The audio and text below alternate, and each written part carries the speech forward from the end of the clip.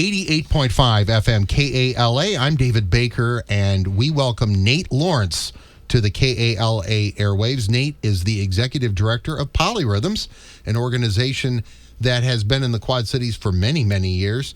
And this is the 6th annual Bill Bell Jazz and Heritage Festival, sponsored by Polyrhythms. Nate, welcome to KALA, as always. Well, thank you, Dave. Well, tell me a little bit about the festival. This is pretty exciting, the 6th annual festival going on in Rock Island and in Davenport this year.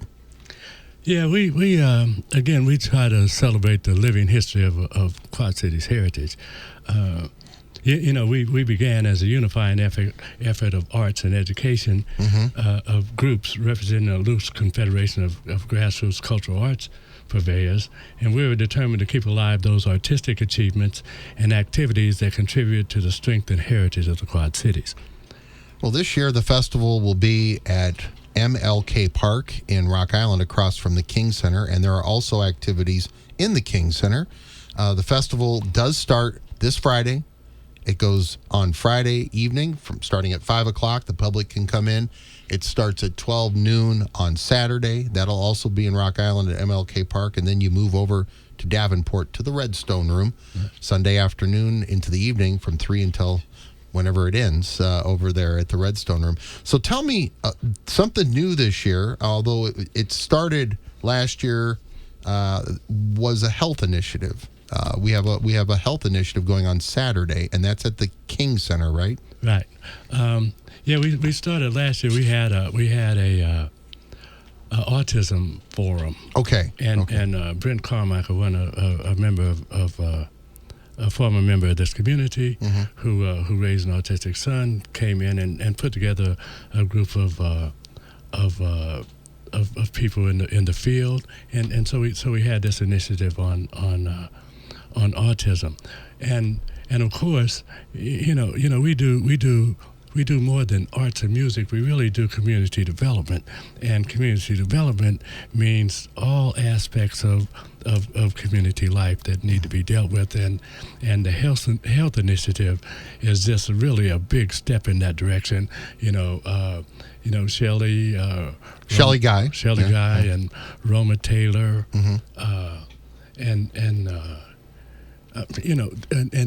that group. And Roma's with the Scott County Health Department. Absolutely. Correct? Yes. Yeah. And you have to forgive me. It's the 11th hour, and so you're just getting ready for your festival. That's right. But no, it's healthcare. It's like, what is it? How do we deal with it? Okay. How can you find appropriate therapy and support? And so we're excited to present as a growing addition the Polyrhythms Health Awareness Initiative during this upcoming festival, and there's a sickle cell anemia forum session, and that's also really important. No one talks about that. Yeah. And I'm not sure why, but it's such a devastating disease and condition, and I don't think our community does enough to even address it. So you should be very proud that we're opening up the doors to the public to come in and learn more about that. So everybody's welcome to this, too. Right. Actually, one of the things about devastating diseases is they force people inside, and they force people to be quiet, and people people don't want to be outgoing. They don't want to share. They don't want people to they don't want people to understand. Not that they don't want them to understand, right. But they don't want people to change their perception of them because they have this illness in their family, and so people kind of gravitate toward being quiet about it, which is really the wrong thing to do, because the thing to do is to let people know so they can prepare and not have to deal with it, and do the prophylactic things, in anticipation, and how to avoid it, the kinds of initiatives that you can take to prevent. Prevention is another issue. Of course, there's so things like sickle cell and whatnot that are genetically based. It's hard to do that, but we have to talk about it. Right. We can't have these kinds of secrets going on and letting the rest of the community be be vulnerable, to the person that has the disease. So that's happening Saturday afternoon. That'll Right. be inside of the Martin Luther King Center. Right. This is all free admission. Right. So it's educational workshops and sessions. Right. I believe, do you have 2 or 3 sessions planned? Yes, we have the sickle cell anemia session. That's at 1:30, and we also have This Saturday. This Saturday, Yeah. and we also have the African Americans and mental illness session. That's at 2:45. That's another area that isn't talked about a lot. Right. It's kind of interesting. I'm from East Moline and Watertown, and where half the community worked at the East Moline State Hospital. And so we have not a relaxed view, but we have less of a stereotypical view of mental illness, and so the mental illness, it's just like sickle cell anemia. No one wants to say out loud that they have somebody in their family that's less than. Or that would be perceived as less than. Yeah. So I think that's the issue and the hurdle that we have to get over. Right. We have to talk about these things because all of us, each of our families have people that suffer from mental illness, and the fact that we don't address it like a cold, or like we move to do something about it. If we just hide it and don't seek treatment and don't let other people know that these are the symptoms or these are the steps that lead to it, then we're doing our community a disservice. Mm-hmm. And what's the other component over at the Health Awareness Fair? No, it's those are the main things. Okay. And we also have a yoga. Oh, yoga. Right. That was right. So if you've never participated in yoga, you think it's mysterious, or you've just had a passing interest, this is your chance. And it's all free. Right. This is all free and educational, and that's going on inside of the King Center. Right. And outside, one of the things I'm so impressed with that Polyrhythms has been big on through the years is showcasing our youth. So we're going to have a lot of youth performers and youth entertainment, and the lineup is just incredible. The people that I've heard that are going to be performing, Essence Wilmington is a professional level dancer, and her group is coming.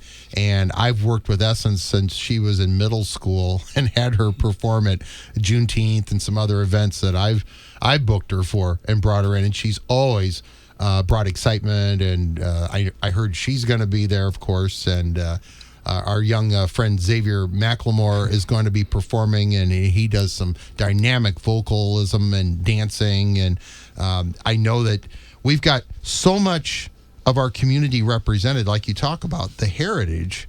This is a jazz and heritage festival, and it's the 6th time that we've done this. So we've got jazz, we've got blues, we've got, what else? Well, let me go back to the Francis Clay Moe Payton Memorial stage. Which is. So we have 2 stages. There are 2 stages. We have a main stage, and we have a Francis Clay Moe Payton Memorial stage. And that's all in Rock Island. That's all in Rock Island. Okay. We have the Temptations group.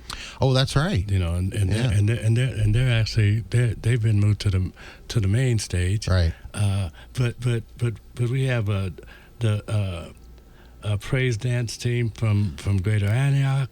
We have Xavier McLemore, of course. We have a children's tent where we read to kids, and each kid gets a free book. The Royal Drama Dance Team.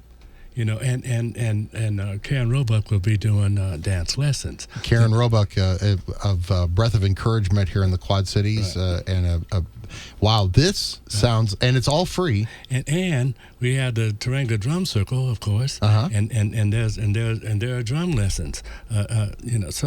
So yeah, there's a lot of activities, and these aren't all of the people, but there's this particular festival offers a lot, and the variety, and it's not beset with intergenerational conflicts. These things are going on here, these things are going on here. So there's something there for everybody. There's a lot happening, and I know that we've got headliners. So tell me about the headliners. I know my friends, the Pena brothers, are playing Saturday. And they are going in. By the way, if you do want to catch the Pena brothers and congratulate them and see them before they get inducted into the Iowa Rock and Roll Hall of Fame, this is your chance to do this. A free concert, Right. and you get to see the Penas live. They are going to Okoboji, Iowa, Labor Day weekend. They will be inducted into the Iowa Rock and Roll Hall of Fame, and they're performing a free show at the Polyrhythms Jazz and Heritage Festival. That's Saturday. But tell us about Friday's entertainment. I should mention that the Pena brothers are heritage in themselves. Well, they are. They've been around, and they've been a bedrock of the music scene in the Quad Cities for some time. They started the Blues Fest. Right. I mean, they were. Well, along with Jason Stewart and his group Eiffel Tower at the time, and now he's in Cobalt Blue. They couldn't have had blues festivals if it wasn't for the Penas. Right. And they're deep rooted in Hispanic tradition in the Quad Cities. And I've done a few interviews with Lyle Pena, Eladio Pena, and John Pena, and Matt Fuller, who's John's grandson. And it always comes back to talking about how they learned how to play from the older generation, and it's deep rooted in Hispanic music. So, then they listen to Jimi Hendrix, and all sorts of other things happen. So they love blues. If you love blues, you're going to love the Pena brothers. If you love rock, you're going to love the Pena brothers. If you just want to come out and congratulate and see these guys who are now going to represent the Quad Cities in the Iowa Rock and Roll Hall of Fame, they're here, and they're performing at what time approximately on Saturday? 5. They're leading things off. They're on Saturday. Saturday. On Friday, we have Playthings in the Joe Metzger Band. And Playthings is Manny Lopez III. Right, and Jamie Hopkins. And, and Ian and wow. Jamie's awesome. Great, yeah. I think Frankie is in that band. Frankie Fontaine. Very good. But yes, it's just a hot, across the board kind of any kind of music you want to listen to. They got some of it. They got the groove. Right. It's really kind of a hot. Okay, things kick off. The festival starts at 5:00. There'll be some things happening, but they take the stage at approximately 7:00 Friday night, and then we've got the Joe Metzger Band. Right, and they're funked up. And they're really kind of the St. Louis based group, and they're just really funky. Great, and that's what's going on, and that's free admission Friday, right. And then Saturday we start things at about noon. Right. We always start off with the rhythm. We start off a little slow, right. But we have a little rhythm, a little bit of drumming. We'll have a drum circle probably going on, won't we? Yeah. Yes, and yes, and that's and in between that we have the sickle cell anemia forum and the mental healthness forum. Those are interspersed with these groups. So we have a group called Been There Done That. Oh yeah. A group of young kids that have been there, and they're going to show us how they done that. Okay. And of course then we got the Penas that we talked about. Right. Yeah. And Pippi Ardini and Daniel Leahy, they're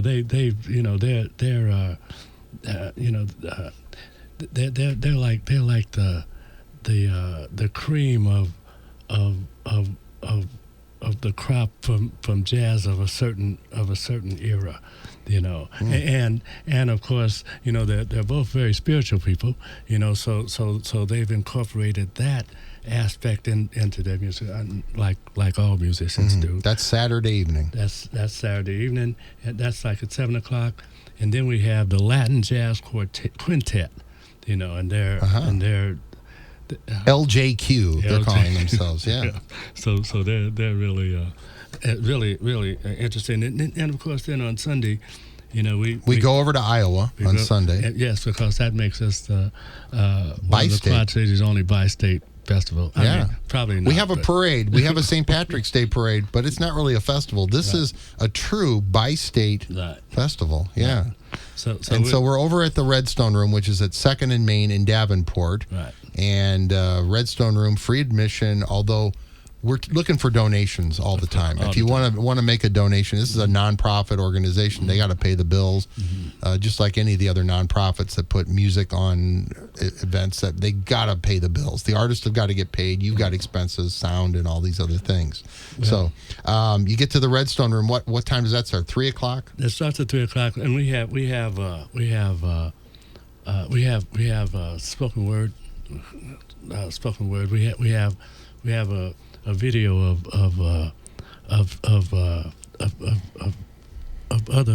last year's festival. Just some of the performers. And just a review of some of those kinds of things, and then we have the return of the Cucina Jazz Collective. Okay. So that's James Culver. Oh, James Culver, Quad City.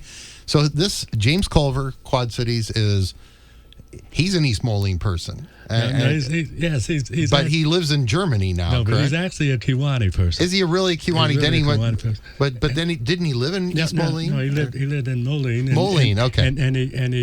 And he was at Black Hawk College. He was on staff, faculty, on staff at Black Hawk College, and then he was at Alcoa, and so now and he went to Africa. Because he was a drummer, he went to Africa to learn more about traditional African drumming, and during that trip he met his wife, and so now they live in Germany. He's great. He's a wonderful human being and a very talented musician. So please treat yourself to see the Cucina Jazz Collective. That'll be about 5:00 approximately. That's actually 4 to 5. Oh, 4 to 5. Okay, and then. Who do we have headlining at the Redstone Room? Headlining, we have the Xavier Breaker Coalition, and this is a band that everybody's gonna like. Every now and then you run into a band and you see people and you know that they are intern geniuses. Mm-hmm. They are geniuses in internships, and that's how we feel about the Xavier Breaker Coalition. They're just they're high energy. I actually saw them at in Galesburg at the Rutabaga Festival, and that's and once some things happened and we just knew that we had to bring that band to the Quad Cities. Just the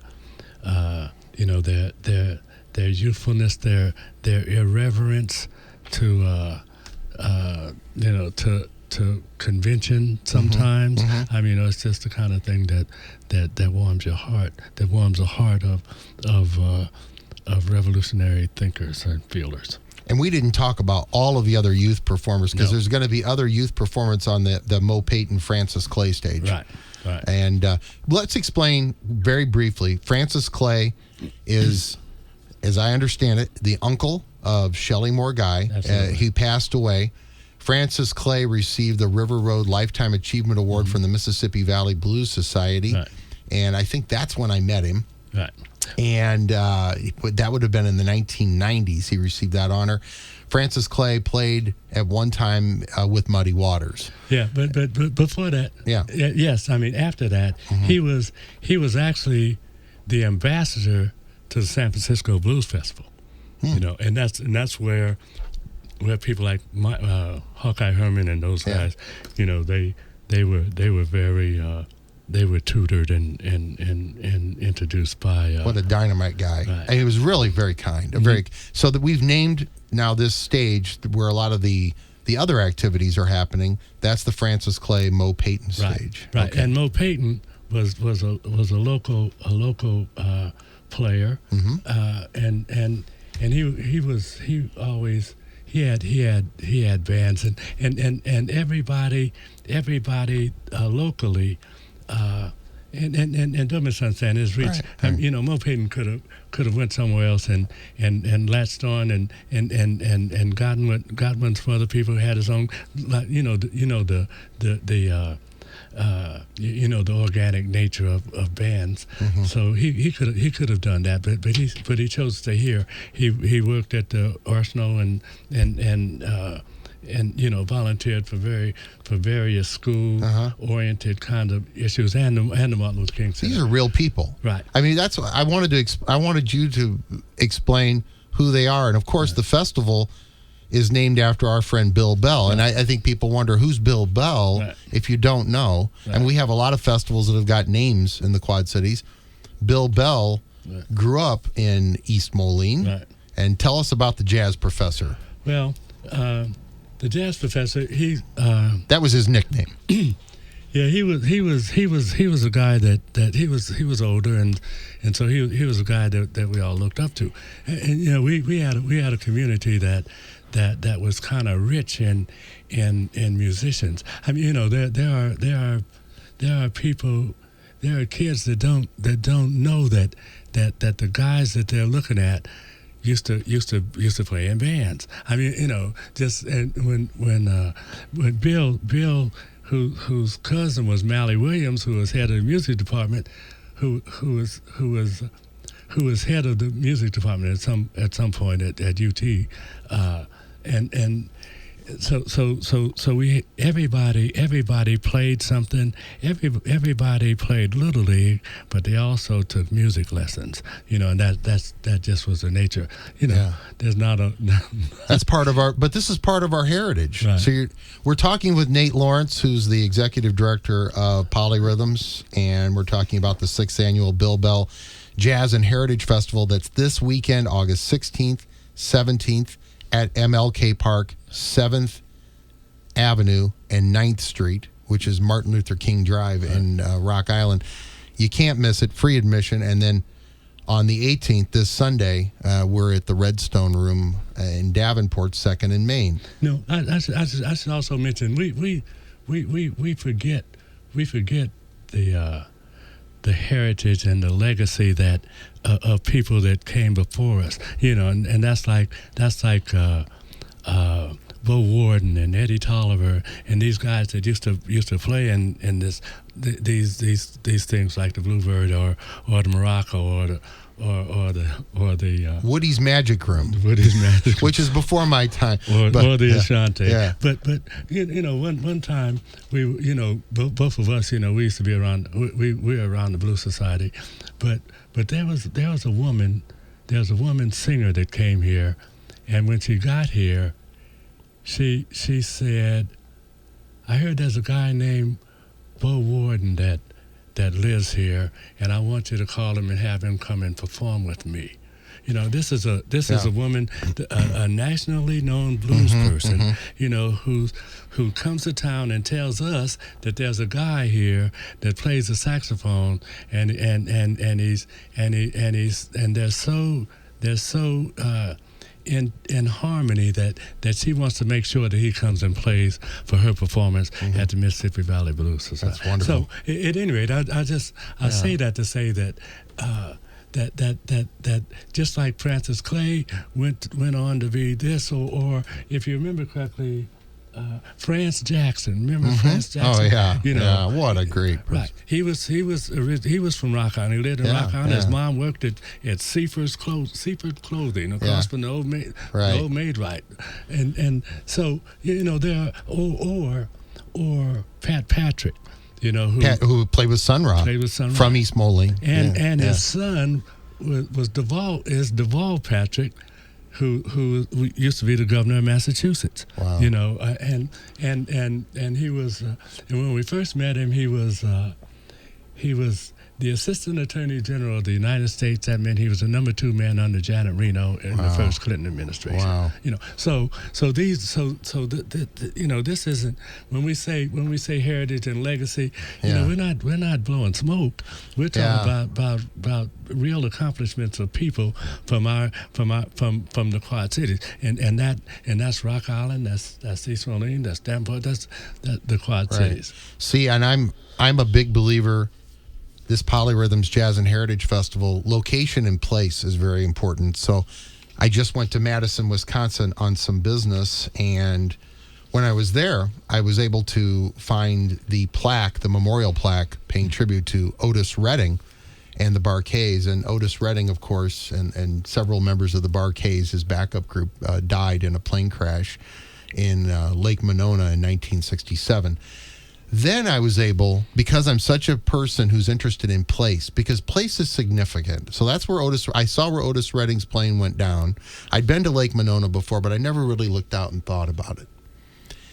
And I got to really look at that. I saw the plaque, and then I went to the place he was going to play that he never made it to, which I bet very few fans have ever done. But I did enough research to find the factory, which is down on State Street in Madison, Wisconsin, and it's now a bookstore. It's a very nice bookstore, but place is really important. So this Jazz and Heritage Festival will be happening in Rock Island at 7th Avenue and 9th Street, which we could have a whole discussion about what that was. That was a whole neighborhood over there before we had urban development or urban renewal. That's what they called it. It was the economic and cultural vitality of that community was right there.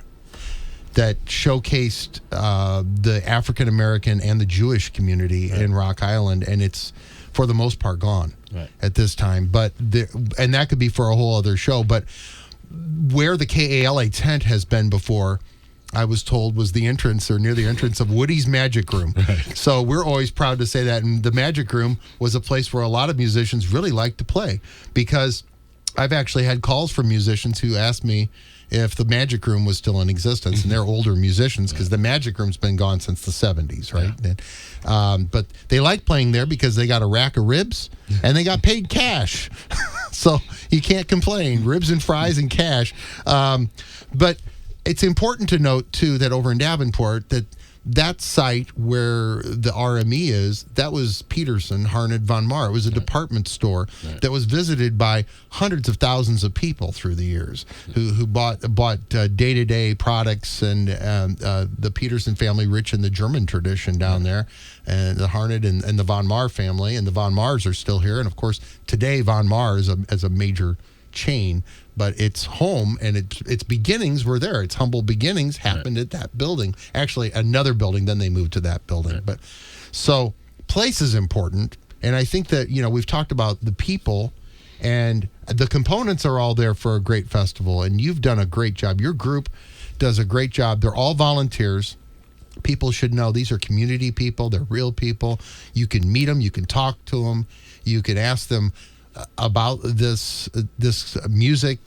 Tony Sconyers himself is a musician. Manny Lopez III. You can go ask these guys about the music. So if you've never been to a festival before, you've never been to something like this, you're welcome to come, and it's absolutely free. Yeah, and I really can't say enough about, this would not be possible without the volunteers and the people that have taken the time to donate their time and to help us organize this. It's not just a few people; it's a bunch of people that make this happen. And I don't have a list, but they're all great. But they're good. They're good people. So there will also be food vendors. So come hungry. We're going to have food down there. We're going to have some educational tables, informational booths. There may be some political. This is a political time. We think that we'll have some political people around. At least we hope to have some voter registration. And some voter registration, because you should be educated and meet these political people, and also get yourself registered to vote, because we're all about that. And you make your own choice on what you vote for, but you can't vote unless you're registered to vote. So that's going to be going on.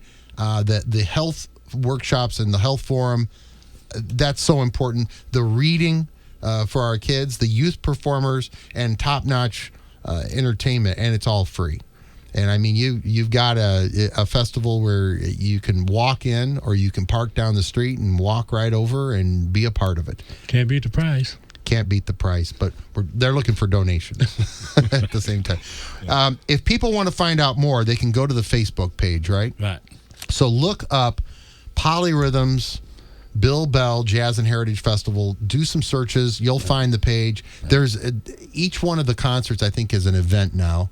And I keep getting stuff in my feed all the time. I see that it's being updated all the time. So there are schedules that are fairly exact, but the nature of most festivals is times vary once performers start performing. I mean, if something says it's going to be at 2:00, it might be at 2:15, but that's just the way it is as a festival begins, and we push things a little later. But we're hoping for wonderful weather. If it would rain, we can go inside of the King Center. Right. So we have a logistical plan, right? Absolutely. As always, yeah. On paper. On paper. Nate Lawrence, thank you for everything you do. Oh, and how many years have you been doing Third Sunday Jazz? 16. So that's 16 years, Right. almost every month, 90-some-odd% of the months. Right. Once in a while, we've had to cancel weather. One time because of weather, you had to cancel Third Sunday Jazz. Somebody canceled. Sam Salamone went and had surgery and didn't play again for a year. So yeah. So it was serious. So but if somebody wants to put on their calendar every third Sunday, Right. and that there's a small ticket admission for that, but that goes on at the Redstone Room, Right. and wonderful thing. Actually, we don't. We're involved in a variety of activities and events, but we focus our efforts on three primary programs, and one is the Third Sunday Jazz program, Third Sunday Workshop Matinee Series, and we started the. In 2011, we started a Jazz Griot Award, and that we So named. you present a national award. A national award at the Jazz Education Network conference annually, and we'll be presenting our 8th in January in New Orleans, and our recipient will be Our recipient will be Stephen Foster, a native New Orleans guy who has a music program that's kind of nicely known. Worked at Stax for several years. Wow. In L.A. But last year our award winner was Jimmy Heath. So it's really.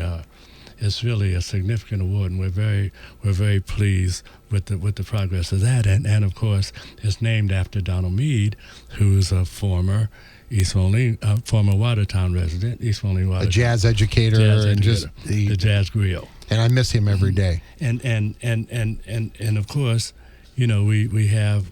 7 years ago, 7 years ago, we got the notion, but this is our 6th actual festival. 7 years ago, we thought about it. We did. It took us a year to get it off the ground, but now this is our sixth Jazz and Heritage Festival, and it's a celebration. These festivals are a celebration of